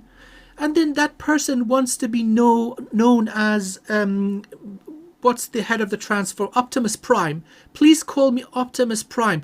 I say, hey buddy, it's no problem. I'll call you Optimus Prime. If tomorrow you want to be something else, it makes no difference for me, but I want to treat you with love and respect, and you have that granted. And right now you are a university professor in London, so it's like you need to be able to navigate this. It's important, it's and really I think, honestly, a lot of time, if we approach these things with compassion, right? A person who is going through this, I can tell you, they're not having an easy time. They are in a lot of discomfort. And so I'm saying to myself, in my humble example, I don't want to be an addition to their difficulty or burden. Hey buddy, whatever you need, I'm here for you. And you know what? When you deal with me, you will have that respect that is your human right. And in this situation, I guarantee you, nobody's going to have a problem. No, I hear you, brother. And like, you are a really kind, loving human. I'm not at your level. So You I are, mess man. with people. I mess with people. And to me, what you're saying in an individual level is gorgeous because you are a kind, loving human being. Having said that, you said it yourself. The person who wants to be treated as Optimus Prime, and I love that example. That's cool. I'm Captain Kirk or whatever. So that is, what is that? At the very core, that is, I cannot handle my reality as it is. I am in a tremendous amount of pain. I am traumatized. So I understand your individual kindness towards that. But I would also like to add, we live in a world that is right now celebrating your trauma. Celebrating your trauma. So here is you and I as warriors. I tell you, Amir, you're wounded. You may want to do something about that wound, about your arm. You're like, where is it, Amir? Oh, okay. I'll look at it. I'll see what I can do about it. Right now, we live in a reality that I am this wound. Look at this. I am celebrating this wound, and everywhere I go, and I'm going to go reach other people who have the same wound, and we are going to create this community of wounded people. I have lived this, right? And the thing is that to tell the truth right now, that to tell the guy that, sorry, you're not Optimus Prime, right, has become a bit of a faux pas, right? So I had a friend back in the day, and they had a very, let's say, questionable and rather difficult career. I'm not going to just say what it was, but let's just say oldest profession, and you know what that is. Everybody knows what that is. I'm, being gentle with this. And then this friend went and got an MBA. Okay. I was very impressed. So I called and left them a message. Congratulations on getting your degree. That gives you more choices. They contacted me after a while and they're like, I want to have a conversation with you. And when you said that to me, that insulted me. Oh. And I'm like, okay, so here's the deal, Amir Jan, and I'm going to give you this in graphic terms. You're walking and you go to somebody who's sitting in a dumpster fire, like the kitchen burned down, half of their hair is missing, their eyes is broken, the windows are all covered with tar and covered with soot. Everything is horribly ugly. You cannot speak to that. What they want to hear, oh my God, I love what you have done with the place. Such creativity. You need to be on the cover of Architect Monthly. So my problem is not with the individual person that I interact with. My problem with the institutionalization of trauma, celebration and trauma, and creating a system of trauma bonding, create a system of having cognitive dissonance and Stockholm syndrome, right, which are all parts of the satanic cabal. Okay, whatever. Maybe I just remove that correct, word. Correct. No, I know. I'm just saying for YouTube purposes. But the thing is that this is all by design. This is all Absolutely. a feature. And what you do in your elevated, lovely, kind state is not the issue. The issue is how this kind of inverted reality has become the norm. And when you say, well, maybe, you are living in a dumpster, or maybe something, maybe not celebrating your trauma, but saying something. And I'm not saying that you would do that. I'm not saying I would do that. I'm just saying that kind of example. A culture that is allowed to speak a tiny bit of truth to people. Yes, and it reminds me of Jordan Peterson, and he ran into a lot of difficulty on the same issue. It's very much alive today. It's the most prominent social topic that we're facing. It really does exist. Many people who are listening to this also know that this exists. And to this, I would imagine, my humble opinion is that we are responsible first and foremost to ourselves. The road towards liberty and illumination and freedom is bumpy by design. And so we are not required to save anyone. We have the responsibility to self. And so first, not becoming part of the problem, and then not being harmed and affected negatively by the problem. Sometimes this is the best we can do, my dear friend. You see, we both lived for many years in Iran, and this is not this particular flavor of difficulty, but there's another type of difficulty in the terms of what you can freely express and maintain your liberty and your standard of life. Many people throughout the world face this. In each civilization, it has a different name and a different face. You know, sometimes being respectfully silent is the best we can achieve. Because if you say something, they're coming for you. So better, if it's on an individual basis, you treat it with love and reverence and the human dignity that that person is entitled to, that they deserve as a human being, healthy or not, suffering or not, whatever. And then the rest of the time, what is the choice? What people, what you understand, because you're brilliant, is that pendulum can only go so far. It cannot do a 360 degrees. It can only go so far.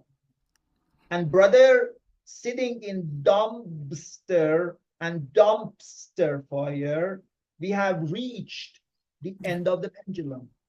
And to me, all these signs, all these culture and all this stuff about call me Optimus Prime and all that stuff is reached a place that, guess what?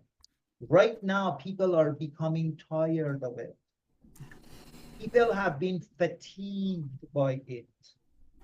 I do improv theater.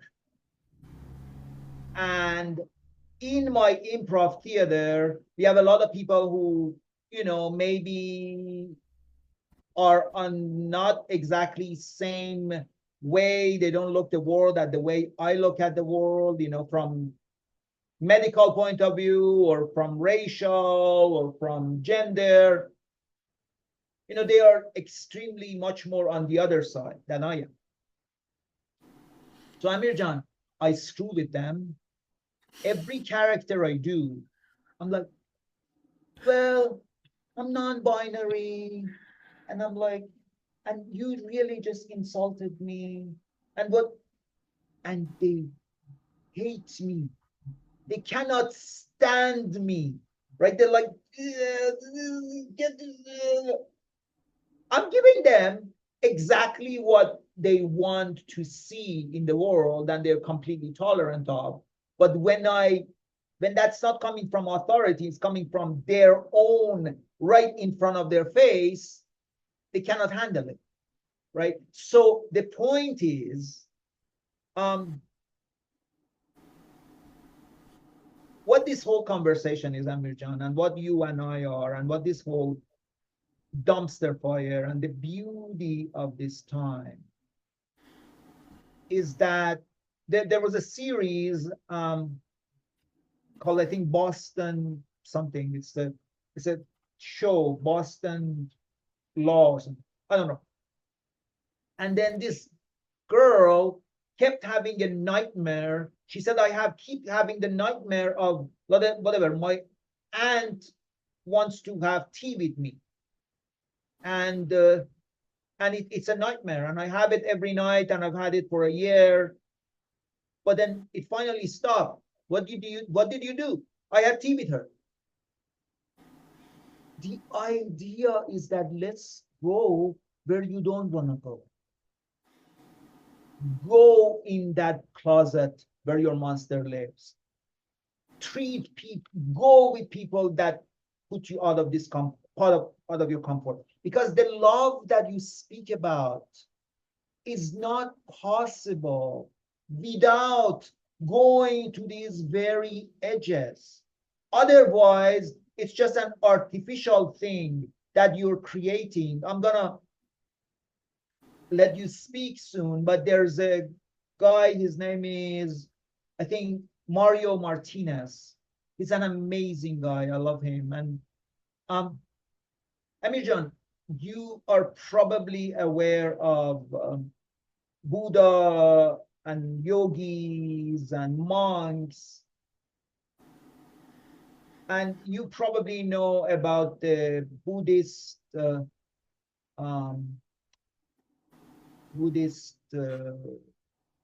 I don't know called what they call them, like loving kindness and this and that. I don't really know what they call them, principles or tenets. So a lot of Tibetan monks, Amir Jan, they have died from diabetes, which makes no sense. Why would a monk die from diabetes? They hardly have any sugar or salt. What Dr. Mario Martinez discovered is that when you're sitting in face of adversity, the way China has been treating Tibet for decades, and all you're doing is like, I am gonna forgive this in my loving kindness. I am gonna do this and loving kindness and love. What you're doing, you literally in your body have to do something that I think it brings out cortisol or something, that in your body, you're making yourself sick when you are not acknowledging that external monster. And you need to acknowledge it and then not say, I'm going to treat you with loving kindness. Know that inside myself, I want to kill you, but I can't. And I'm not going to forgive you in loving kindness. And this is really important. And I do, my work when I do with my clients, I say, you have all these issues with your father and your mother and your sister, your brother. But whenever I bring that up, you immediately defend them. Guess what? You need to hate them. And they're like, what do you mean? I can't just pick up the phone and, call my mother and say, you ruined my life. And I'm like, no, that's not what I'm saying. You need to get it right with your internal mother, internal father that wronged you. Fight with them. Say you hate them. Say this thing that you did destroyed you. Say that they wounded you. Say that they injured you. And when you get that internally right, externally, you're going to be able to forgive them. I agree with that. But internally, you need to get things right. That's valid. That's absolutely correct. Yes. So if this is an internal conflict, and there's many examples. I hadn't heard about the Buddhist monks and diabetes, but I know this to be true. People that are suffering conditions of oppression, they become obese. Not just them, but their children down the line. So it seems to mess with the physiological structure of the body and what is inherited by the next generation. This is completely valid. So what you are recommending, I concede. I agree with that. Internally, if you're at a state of agitation, that needs to be fixed.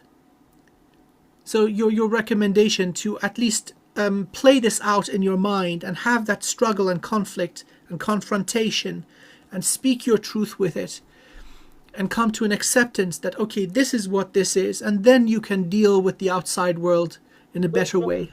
So here's the thing, Amir Jan, this is my work, right? This is my work.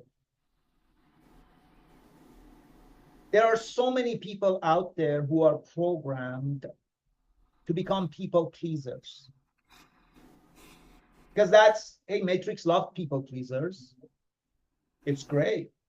Whatever happens to you, just please people. Don't do anything for yourself. Don't ever put yourself in a position of importance. Always is everybody else. You are at the end. There's only one problem with that. The people pleasers end up giving away all their good graces to all the people who do not matter at all. So they have nothing left for the people who actually matter. I'm having a beautiful dinner with my girlfriend that I love her so much.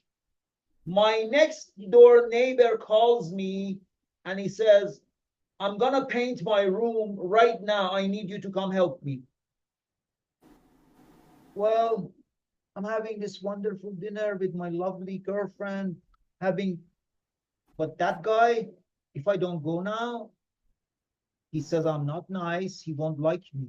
So I will drop her and go. This is what people pleasers do all the time. They have no discernment, like, okay, this is my dear brother, this is my dear sister, this is somebody I love, this is somebody who loves me. I usually tell people, what's the difference between like and love? You know, we are making this video and maybe we don't get a lot of likes, and that's okay. Because you can have 5,000 likes. If you go to anybody of those people who liked you, are they gonna even give you a dinner? No. That's why we have these little tiny like that's my total level of interaction with you. Like, but if I love you, I would do anything for you. I would help you. I would do whatever you need. And so if I have 5 people who love me compared to 5,000 people who like me, I go for 5 people who love me. So absolutely, the thing is, brother, that people pleasers, people who constantly are doing nice things for everybody, there's a time that they reach their limit. yes, There's a time that they no longer can be amazing, right? So I gave everything I had. I have nothing left. I come home to my dear wife, who dearly loves me, and says, where were you? What the hell do you want from me? Because I lost it. I have no more left. And then I come back after a minute and she's like, she's in shock. What was that? Why did you do that? What did they? They literally burn down the whole town when that monster comes out. Literally burn down the whole town with the matches still in their hand, and they're like, what happened? That's the power of not dealing with your shadow and just being compliant to everybody, everything, while that shadow keeps growing stronger. And guess what? Matrix loves you to have that shadow, because Matrix and, you know, the demonic characters, you are my brilliant brother, you did this healing thing, work on me, and you Akashically record type, scanned me and everything, and you didn't see I have any kind of implants or whatever, right? You didn't see that. But the people who do the nastiest things on this planet, they're not doing it themselves. They have a kernel of darkness, and yes, that kernel of darkness can be accessed externally and have them run like a marionette. absolutely. So I'd like to sort of reconcile this entire idea. with another conclusion from what we talked about in the past few minutes. Complete people pleasing versus complete opposition. And in some situations, maybe one or other of these extremes may be appropriate, but let's re-examine the definition of love. This is a major, major distortion in our civilization, where people think that love is something that you give and it must be given back to you. Now, that is falsehood. That love is all self-love. Now, if a situation arises where something is causing you harm, it is your duty to preserve yourself.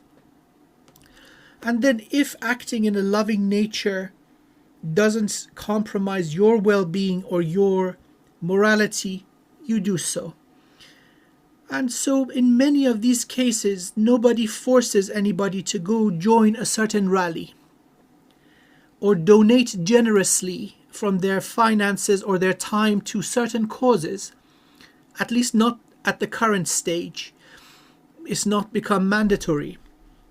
In our history, we have lots of these, let's look at, say, for example, pre-World War II Germany, where you absolutely had no choice. You had to become part of the organization. Now, that is dangerous, and thank goodness we're not in that situation. So there are many people, each at their different level. They're not impeding your ability in yourself, first and foremost, to love yourself and grow. They're doing their own thing. It becomes dangerous when it becomes mandatory to sign your name towards it. Thank goodness we're not there. In such situations, then you see what terrible darkness comes out, for example, from fascism, all World War II, the unimaginable cruelty that both sides inflicted on each other. About 100 million humans lost their life in camps or as casualties of war. You see, that's where this road goes down to. So the alarm you're raising is absolutely valid. And I most sincerely hope that the current civilization doesn't go down that route again, yet in a different guise. In a guise of enlightenment and liberty. That would be very dangerous too. But so far, thank goodness, it's at this level that you can exist, maintaining your own morality and self-love. And the best we can do is non-participation. You see the effect of these on how certain movies are received in the box office. So you understand what I'm saying, that certain agendas that are not organic, that are being pushed, people naturally reject them. And so then, therefore, their financial failure is motivation for it to be stopped. So we still have a lot to do. I agree with you wholeheartedly that just being a people pleaser, that is dangerous. It results in catastrophic failure. That is absolutely correct. So let's agree with the most important thing, self-love. Yeah, so I want to say, I haven't really talked to you about this. So I'm I love Dr. Bruce Lipton, and I don't know if I didn't send you my long thing. He wrote a book called Spontaneous Evolution with Swami Dhyanananda. And then my friend, Dr. David Gruder, wrote a book called The New IQ, which is, these two are like my Bibles, and I wrote a huge piece that, I would send you the link for that. So here's the thing, Amir. Let's explore the human body. You say this is not at the highest thing. To me, I really consider human body as a marvel. Let's consider the idea of economy in a human body. How does a human body work? Let's consider this. First of all, your body has this thing called ATP. ATP is an energy coin. So it's basically how your body finances itself, right? So let's take this ATP and see how does your body work with the cells. Is it capitalism? Oh, these 5 cells get money, the rest all die. No. In your body, every cell is paid. So it's not capitalism. Well, then it's socialism. Every cell gets paid the same amount. No. Your cells get paid based on meritocracy. So, in your skin, you can have 50,000 cells that die tomorrow. They are not very important. So your skin cells don't get paid a lot. But your nerve cells, you lose 5 your nerve cells, you can't move a finger. That nerve cell gets paid 230 times more than a skin cell. But the most important thing is that every time a cell of at any level has enough ATP, they would store the rest of it outside them. So there is no greed. In your body, the fact that I am looking at you right now with my eyes are not using the energy of my eyes. You and I are the surplus energy of our cells. We are not the energy of our cells that the cells need to exist. That is the society I am working towards, right? And for that to happen, Amir John, 3 things need to exist. And this is, according to Dr. Bruce Lipton and according to Dr. David Goodall, the 3 things: each cell needs to love itself, enjoy being itself.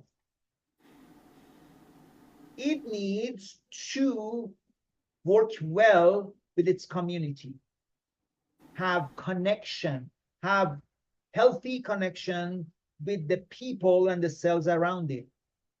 And last but not least, each cell is part of a larger body and it's serving a larger self.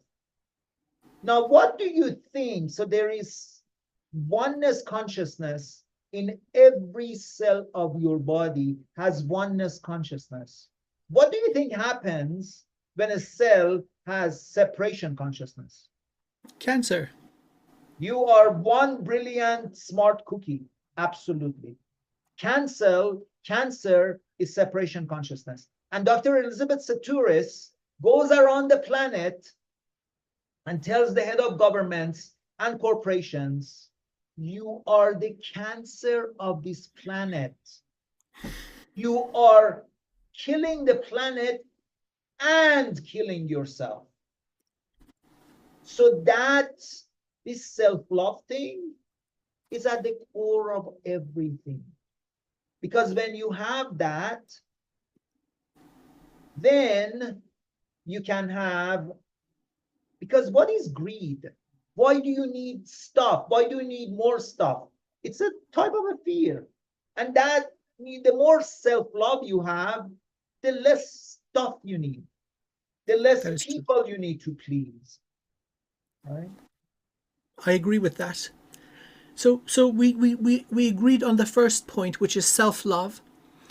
And now moving forward, we need to agree that greed, let's define it as the unsatiable thirst for the acquisition of more than we need. So a multi-billionaire cannot eat more than a certain amount of the finest food. They probably have things that they need to manage and they own that they never use. The guy has 20 private jets. How many jets can you ride in a week, you see? And he's probably got one jet. Now, if the person needs one jet for the corporation, that's perfect and well done to them.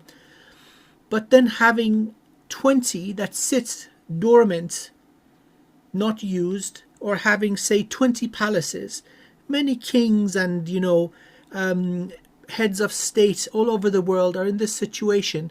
Or for that matter, looking at the nearest city to me now, London, there are many apartments and homes. Over the cheapest is £20 million.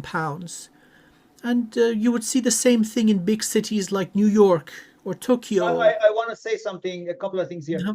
One is that I always love to use this example. Those $20 million castles, usually there's a dinner table from this side of the place to the other side that is so long, and there are two poor rich old people sitting that you need a bicycle to go from one side to the other, and they're sitting there frowning, right? So this is a study done, and you may actually know this. It's called economics of happiness. Have you ever heard of it? Yes. Okay, so economics of happiness, they actually discovered this, that there's a certain amount of money that makes us happy, truly happy. I think it's like $6 million or something. And then after that, happiness doesn't keep increasing with getting more money. And the reason for it, and we can attach that to greed, is because it's very simple. I'm sitting in my place and suddenly I have $6 million. Great. I go to another neighborhood and I'm doing great, and I'm driving my Toyota and whatever, and I go to this place and like everybody's driving a Jaguar. I don't feel good anymore. I have to be better than these people. So I go make more money, and now I have a Rolls Royce. So, but then this community is too stupid for me. They're not rich enough for my kind. I go to another community. Or maybe I have my own private island. Oh, that guy's got $8 billion. I only have $7 billion. Like, my life sucks. I feel like a failure. Okay, now I have more. What about that guy? Warren Buffett. But it never ends. It Correct. never ends. When Never you ends. look outside you, it's like that happiness, that kernel of happiness, it would start. So what they discovered is that what makes you happy is not how much is in your bank account, is how many happy connections you have. That you throw a birthday party and you invite 300 people and 250 people show up, then they all love you. Not you are sitting in this castle of $20 million and you invite people and they all hate you, and maybe they come to eat your fancy food, but they all hate you. That is the measure of happiness. Agreed. I think we're touching on the same idea here. That beyond a certain level of abundance doesn't increase your happiness. And that is a big problem for society, because you see, the fish gets larger, that means there are fewer of them. And then we get this unhealthy distribution of wealth in society, where 1% owns 90% of everything, and then 99% are truly struggling as a result of that, because not everybody has the opportunity or the intelligence or, let's say, the advantage of reaching that level. There are many factors that come in. Not to say that whoever is rich is bad. No, that is not true either. But this balance is really off. This much we can agree. The balance is very unhealthy. So that let's just sum all of that down into the word greed, which is exemplified now in our matrix reality as we are speaking. So the point of talking about these is to raise awareness, shining light on certain problems that each of us as individuals can avoid, thus facilitating the way towards this playful metamorphism and evolution and growth, change. It starts at a personal level. Hopefully, the more that we are, the more momentum this will gain. But again, killing greed inside ourselves, that's very important. That's the best we can do for now. So instead of greed, I need to be fed because I'm dying of hunger. You know, it's late for you in UK. Here, whatever. So here's the thing. Why don't you tell people where they can find you and what you offer, and I will do the same. Absolutely. Thank you very much for this. I have a website, wizardofwivenhoe.co.uk. It's underneath. It's linked under description. Much appreciated. Thank you. So I offer remote energetic healing sessions, removing some of these energetic blockages standing in the way of a healthy heart or open crown and so on. I also read the Akashic records, and I provide rune interpretations and sigils of power. So these are esoteric instruments, very effective, and it would be an honor to help each and every one of you. I can be the witness that Amir did a reading for me that blew me apart. So that's actually his reading is why we are doing this, because he's like, okay, you're crazy enough, we want to do this. So yes, I've got a tiny YouTube channel also called Wizard of Wivenhoe. Again, link at the bottom in the description. Much appreciated. Please subscribe. I'm trying to grow, and your support is... Subscribe to both our channels, okay? Yes, subscribe indeed. This, yes, please. Subscribe to that. Much appreciated. Your support is heartwarming. Thank you very much. So I'm Hamid. I've been people call it a life coach. I don't like that term. I call it healing journey guide.